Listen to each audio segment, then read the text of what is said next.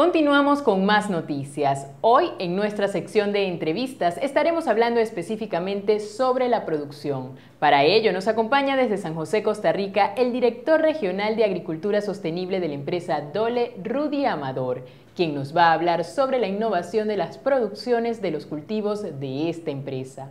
Bienvenido a este espacio de Noticias del Agro, señor Amador. Para comenzar, sabemos que las operaciones de la empresa Dole hoy en día van desde México hasta Perú.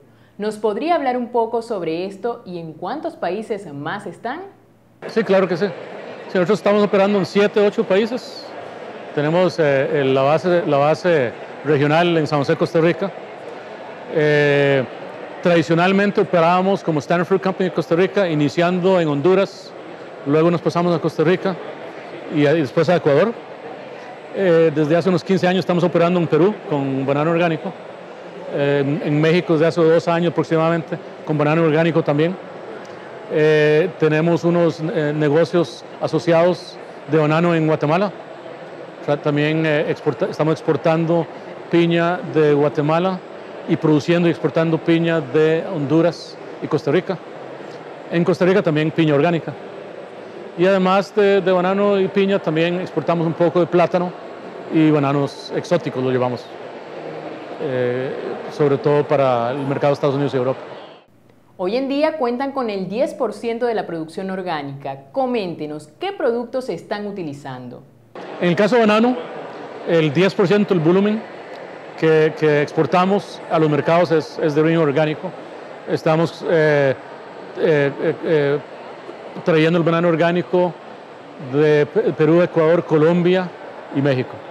Ahora bien, en caso de la agricultura del banano orgánico, ¿qué producto están utilizando para sustituir los químicos y tener la certificación en caso de enfermedades? Sí, esa es una buena pregunta. Sigatoka es la enfermedad más difícil, en el caso del banano, ¿verdad? Lo principal es ubicación geográfica. Entonces, para el banano orgánico, los productores se ubican en áreas donde hay menos precipitación.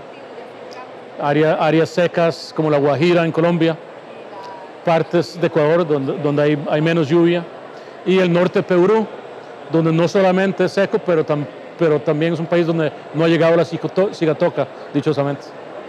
¿Y cuál sería entonces el caso de la piña? ¿Cómo están haciendo para obtener su certificación sin utilización de los químicos? Sí, ha sido todo un reto producir piña orgánica. Llevamos directamente produciendo piña orgánica unos 7, 8 años y anteriormente con un socio productor. La tecnología para producir piña orgánico tomó sus años en desarrollarla bien. Nos hemos dado cuenta a través de estos años de algunas cosas muy interesantes. Por ejemplo, en piña orgánica no se puede usar herbicidas del todo. Y como es una planta de porte pequeño, es muy importante desde el inicio, inclusive antes de siembra, controlar las malas hierbas. Si no, las malas hierbas se sobreponen al cultivo y no se puede continuar con el cultivo. Entonces, en piña orgánica lo que se hace es que se cubre el suelo con plástico antes de sembrar. Eso tiene 2 ventajas. Una, en realidad 3. Una, que las plagas de suelo son controladas por el plástico. Las plagas de suelo hay que controlarlas, si no las piñas, las plantas de piñas básicamente se caen porque hay insectos que se comen las raíces. Entonces este plástico logra controlar esos insectos y también produce un ambiente en las raíces conducivas a que crezcan muy saludablemente. Entonces las raíces de la piña orgánica son sumamente fuertes y saludables, inclusive comparada a la convencional. Nos hemos dado cuenta que al no tener que controlar las plagas de suelo con insecticidas tradicionales, no se rompe el equilibrio natural de los insectos y por lo tanto no necesitamos usar insecticidas, hay control natural y eso es posible en orgánico por el uso del plástico, el mouse de plástico. Señor Amador, esto quiere decir que no aplican ningún producto biológico para controlar cultivos, simplemente el manejo del suelo. En el caso de insectos, prácticamente nada, excepto algunos, ¿cómo se llama esto? Ayúdeme usted. Repelentes, algunos productos repelentes. pero nada que es insecticida, más bien cosas que repelen los insectos. Pero en general, los niveles de daños por los insectos en agricultura orgánica, en piña, no son significativos por el control natural que los mismos balance agroecológico está dando. Obviamente en orgánico lo más clave es la nutrición, es darle comer a las plantas, y ahí sí hay una limitante en orgánico. Las fuentes de nitrógeno no son sencillas, no es sencillo conseguir fuentes de nitrógeno para orgánico, y son productos bastante onerosos también. En este caso, ¿qué utilizan como fuente de nitrógeno?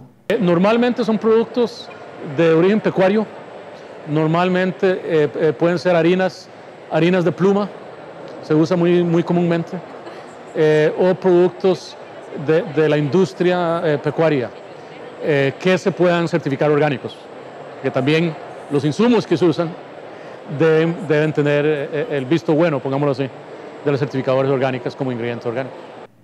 Muy interesante este proceso, pero en el caso de la sostenibilidad, en los que tienen mayor rendimiento, se reduce el área de cultivos ya que necesitan menos tiempo. ¿Nos puede explicar un poco sobre esto? Yo soy un proponente de lo que se llama la agricultura de alto rendimiento.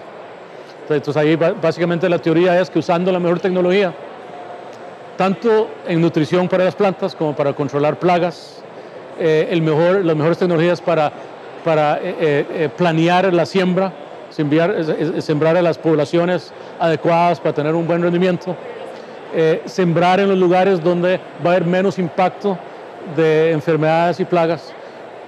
Todas esas tecnologías nos llevan a tener una producción que es buena, que es un rendimiento alto.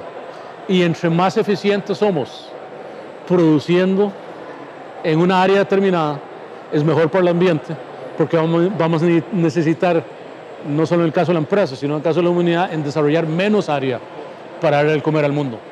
Entonces, la agricultura de alto rendimiento yo lo considero como algo extremadamente positivo.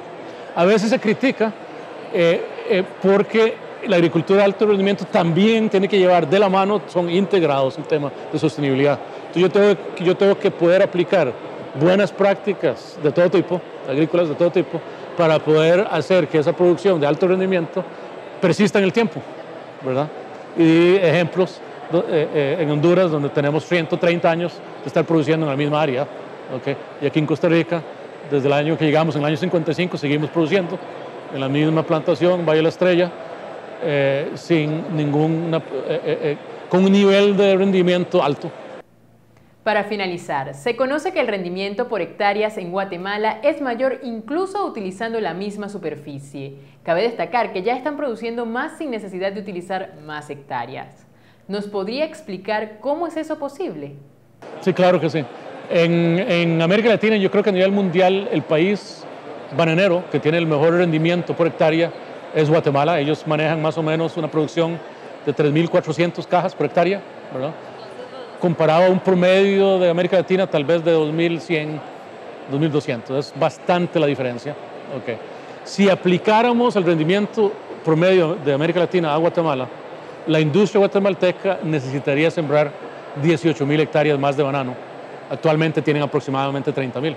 Entonces el impacto, ahí lo vemos, un ejemplo clarísimo, de producir con alto rendimiento, desde el punto de vista de sostenibilidad del ambiente, es positivo, porque estoy limitando el área de producción.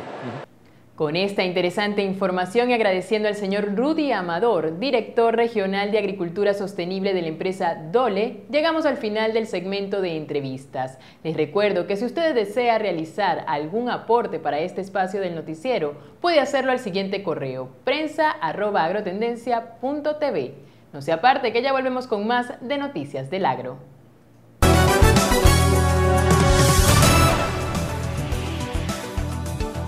En Brasil determinan legal deforestar millones de hectáreas.